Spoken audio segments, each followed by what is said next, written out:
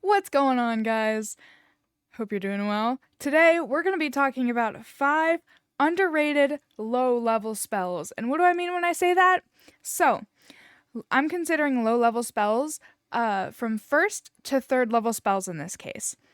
And why I think they're underrated, I think these are spells that either a lot of people don't know about or they're just underutilized. And keep in mind, this is all just my opinion, but hopefully you guys can find some, interesting ways to maybe incorporate these spells into your games. So let's get into it. Our first spell. This is actually the only first level spell that I have on this list. But we have Ensnaring Strike. And this is actually a spell that only Rangers and Oath of the Ancient Paladins get. But I personally think spell lists are flexible, and I think you should always talk to your DM if there's a spell that's not on your spell list and you want to take it because it fits your character. So that's my personal opinion. But again, always talk to your DM. So this spell, it only takes a bonus action to cast, and it only has verbal components, which is pretty nice. And it's concentration for up to a minute. And it is a strength saving throw.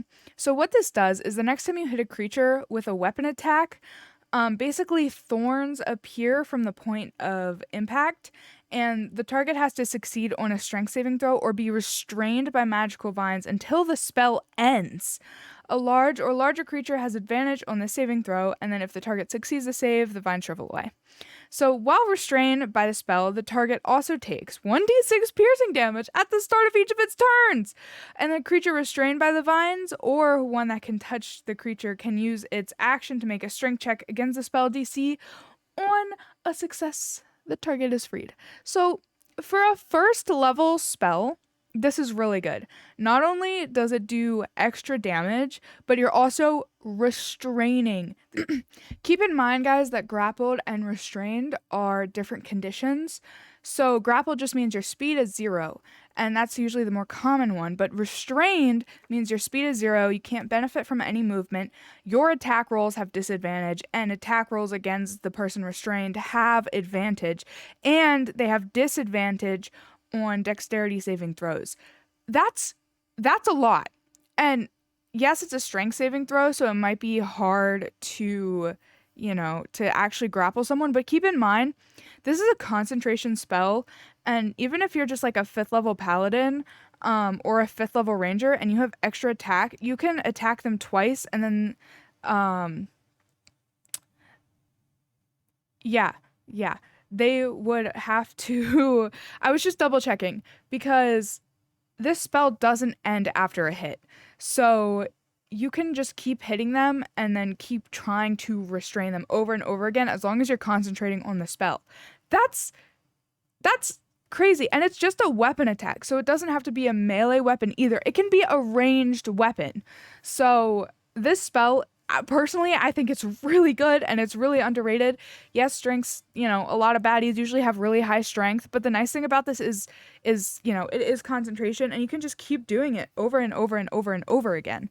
You don't have to really worry about, yes, your concentration can break, but it's not like a high level spell that you're only using once, you know what I mean? And that's going to waste their whole turn, even if you just restrain them once, which is huge. Personally, I think this spell's amazing, and I've never seen anyone use it before, and I've played a lot of games, so if you've seen someone use it, let me know, because, yeah, I kind of want to play a Ranger or an Oath of the Ancients just to use this spell all the time. I would be spamming it, because it's a first level spell, and when you upcast it, you get even more damage, which is crazy. So yeah, moving on to our next spell, we have Movable Object. So this is a spell that's only available to the Graviturgy Magic Wizard subclass. But other wizards can learn this spell if they find the spell scroll. This spell is from Explorer's Guide to Wildmount. So I think, depending on the world you're playing, I personally, I would let your players have access to this spell, especially if they want to do something gravity related or even maybe just time related. That's up to you and your DM though. But so what this spell does is you touch an object that weighs no more than 10 pounds and cause it to become magically fixed in place. You and the creatures you designate when you cast the spell can move the object normally. You can also set a password that, when spoken within 5 feet of the object, suppresses the spell for 1 minute. If the object is fixed in the air, it can hold up to 4,000 pounds of weight.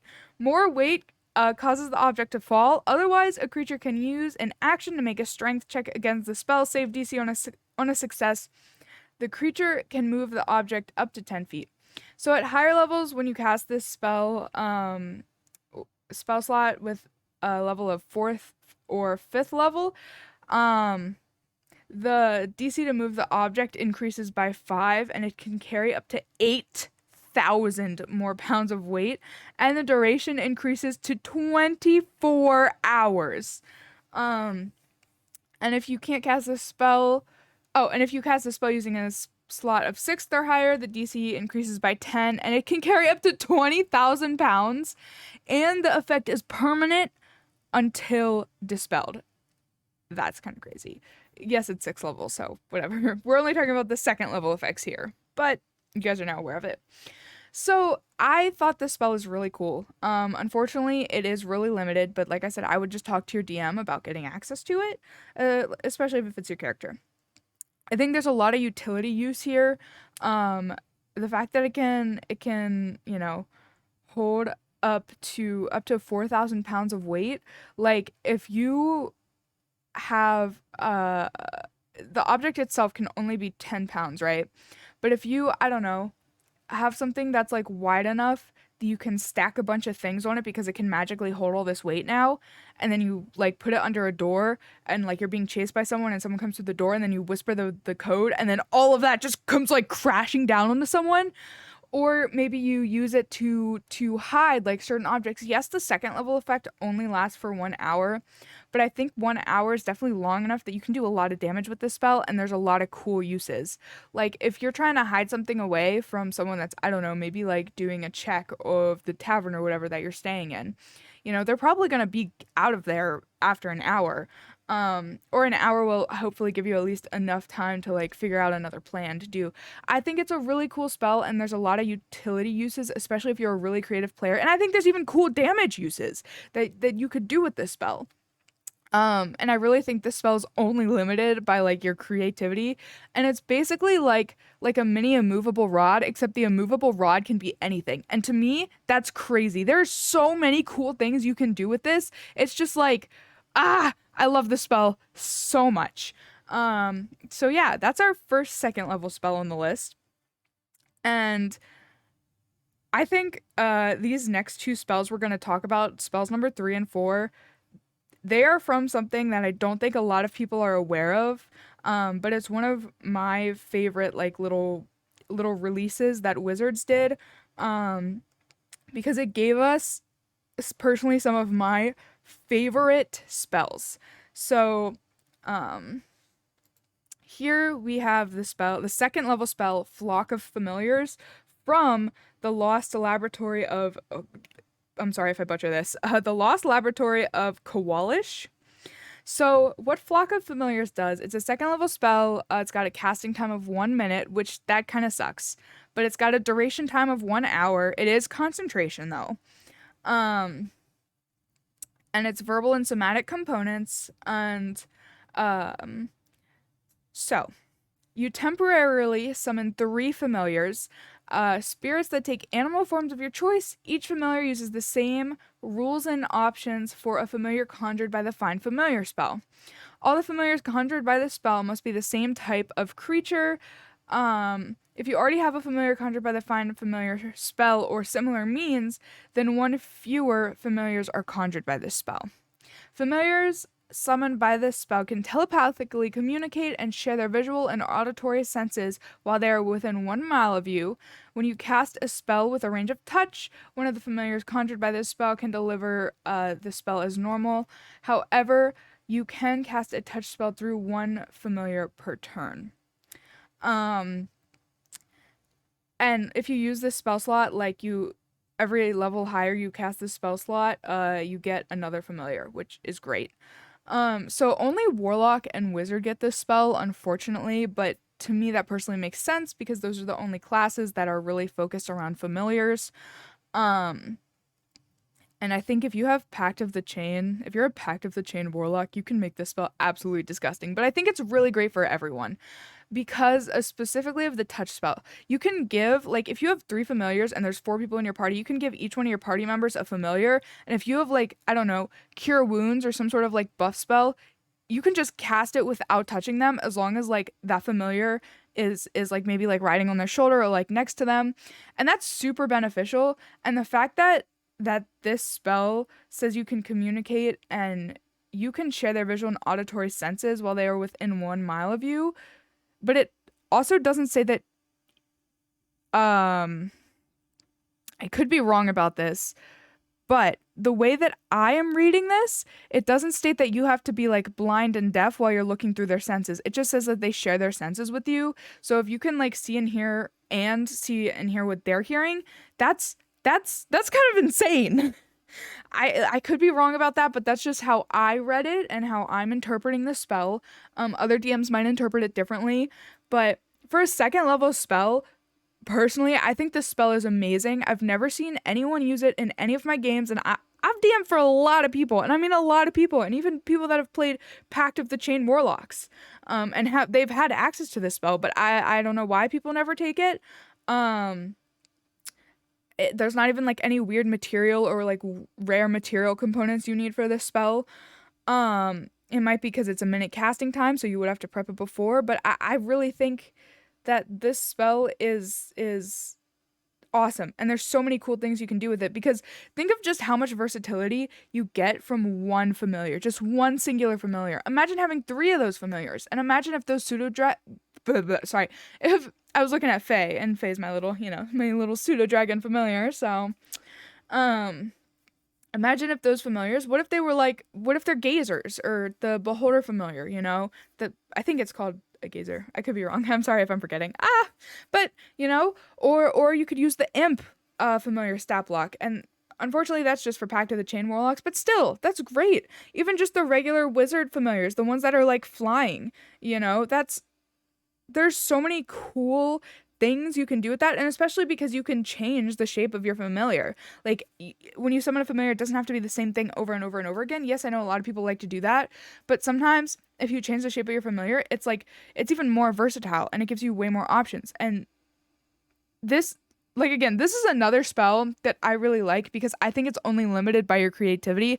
And I know spells like that, they can be really scary, especially for like newer players, but that's what I'm all about. Like, I love these kinds of spells because I think if you use these spells right, that they can be completely game breaking. If you like really get your mind in there and like get into the nitty gritty rules of it all and be like, how can I use this to completely destroy the game? I love that stuff. And that's one of the reasons why I love this spell, and I highly recommend it, especially if you're a creative player.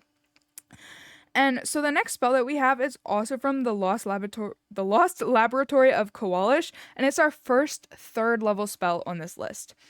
And personally, this is another one of my all-time favorite spells. So here we have Galders Tower. I'm sorry, I love this spell so much.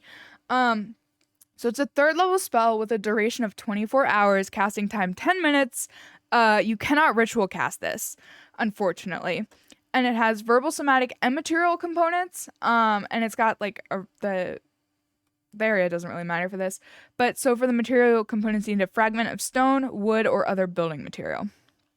So there's going to be a lot to read, so bear with me. You conjure a 2-story tower made of stone, wood, or similar suitably sturdy materials. The tower can be round or square in shape. Each level of the tower is 10 feet tall and has an area of up to 100 square feet. Access between levels consists of a simple ladder or hatch. Each level takes one of the following forms chosen by you when you cast a spell. So it's like a bedroom, you can have a study, you can have a dining space, a lounge, a washroom that has toilets? What? An observatory with a telescope, and an unfurnished empty room. So the interior of the tower is warm and dry regardless of conditions outside, and then any equipment or furnishings conjured by the tower dissipate into smoke if removed from it, and then at the end of the spell's duration, all creatures and objects within the tower that were not created by the spell appear safely outside on the ground, and all traces of the tower and its furnishings disappear. And here's the even cooler part. You can cast this spell while it is active to maintain the tower's existence for another 24 hours. You can create a permanent tower by casting this spell in the same location and with the same configuration every day for a year. This is how wizard towers are made, guys. This is how they make wizard towers. How cool is that? So, this spell unfortunately is only available to the wizard class, but it stinks. I would also maybe give it to like some sorcerer subclasses and also artificer. Yeah, also maybe warlock. I don't know. I feel like more casters could definitely get access to this spell, depending on like what they're doing and like what their goals are, or like they could learn this spell. But that's just me personally. So this spell is so cool. I think it's underrated. I really haven't seen. I gave it to my players in a game once, and they didn't even know it existed. But then it became like their favorite thing, and they would use it all the time. I love this spell. There's so much you can do with it. I think it's like, yes, you have Leomund's Tiny Hut, and I think Leomund's Tiny Hut is also amazing. And I think they're two sides of the same coins for third level spells. Because you can add like an additional floor for every level you cast this, also above third level, which is really cool. And I think if you want to talk to your DM about the different kinds of floors you could have, you could maybe also customize it a little bit. But I think this is, it's a great travel spell. Like, you and your party can actually have like a nice room to sleep in, and not just like a little, either if you're sleeping in like the little Leomund's Tiny Hut bubble or just like camping out. Like, this is a safe place. And the hard thing with this spell is that it's not innocuous. It's very visible. It's a giant fucking tower. Like, people are gonna see it. But I think that brings another like interesting aspect to this spell, and it can also lead the players to have like interesting interactions with like strangers or other travelers. Or maybe even raiders. So I think it's fun. I think there's a lot of things you could do with it. I think it's really helpful and really handy, especially if you are in like a really terrible location, you know what I mean? Or even if you're in hell, like if you're in one of the outer planes, you can cast this spell, and then like you be safe for the night because the conditions inside are like magical. They're set. They are what they are, which is amazing. Yeah. I don't know. I love this spell. I hope you guys like it too, and maybe you can find an awesome way to use it in your games. So for the last spell we're going to talk about, it's actually a spell from the Player's Handbook, and it is Aura of Vitality. So this spell is available to, it's mostly paladins pretty much, but it's paladins. The Twilight Domain also gets it. The Oath of Crown gets it on their spell list. And then the Battlesmith Artificer also gets this spell. So funny enough, there's only one Cleric Domain that gets this spell, and it is a healing spell, which is the Twilight Domain. Another reason Twilight Domain is freaking busted, but that's a topic for another time. So it's a third level spell, 1 action casting time. It's concentration up to a minute. It's got a range of 30 feet. It's only verbal components. And what it does is healing energy radiates from you in an aura with a 30-foot radius, and until the spell ends, the aura moves with you, centered on you, and then you can use a bonus action to cause one creature in the aura, including you, to regain 2d6 hit points. That's crazy. So if one round is 6 seconds, right? And this is concentration up to a minute. That's 10 times you can use this spell if you have it up for the entire duration of a minute, and you can do this out of combat too. So that is 20 d6 hit points for a third level spell. You're hearing this, right? Right? That's 20 d6 hit points for a third level spell, because if you can cast this spell 10 times, right? And 10 obviously times 2 is 20. That's 20 d6 hit points that you can give out to your party with a singular 3rd level spell. Granted, you can only give him 2d6 each turn, but like over time, that's insane. And you can do this as a bonus action. What? Sure, you have to cast it, you know, as an action, it's to cast, but like the rest of your turns is just a bonus action to do. You can still do all your other things. What? I really haven't seen that many players take this spell. I think more people should take it. It's insane. But that is our 5 very awesome and underrated low-level spells for D&D 5e. So I hope you enjoyed the video. Make sure to like and subscribe for more cool nerdy content like this. And I will see you soon. Bye!